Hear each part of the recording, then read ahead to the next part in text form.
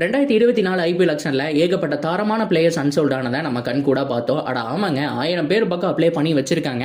ஆனா இங்க 350 இருந்து 400 தான் ஸ்லாட்டே இருக்கு. அப்படிங்கிற பட்சத்தில் ஒரு 600 பிளேயர் பக்கம் அன்சோல்ட் ஆறது தான். ஸோ இதுல டொமஸ்டிக் பிளேயர்ஸும் இருக்காங்க அண்ட் ஃபாரின் பிளேயர்ஸும் இருக்காங்க. இந்த ஃபாரின் பிளேயர்ஸ் எல்லாம் வந்துட்டு பவர்ஃபுல் பிளேயர்ஸை தனித்தனியாக எடுத்து போட்டு டீம் உருவாக்கி பார்த்தோம்னா டீம் பார்க்கறதுக்கு சும்மா வெறித்தனமா இருக்கு. வேர்ல்டுலேயே இன்னொரு டீம் உருவாக்கி விட்டலாம் போல. அந்த அளவுக்கு பார்த்தோம்னா ஃபேன்ஸ் எல்லாருமே இந்த பிளேயிங் லெவனை ஷேர் பண்ணிட்டு வந்துட்டு இருக்காங்க. அந்த பிளேயிங் லெவன்ல யார் யார் என்னென்ன பிளேயர்ஸ் இடம் பிடிச்சிருக்காங்க அப்படிங்கறத நம்ம இந்த வீடியோல பார்க்கலாம். அந்த வகையில அன்சோல்டான டீமுக்கு ஓபனர்ஸ் யாருன்னு கேட்டீங்கன்னா Salt and Finn Allen. One டவுனை பொறுத்த வரைக்கும் ஸ்டீவ் ஸ்மித் இருக்காரு.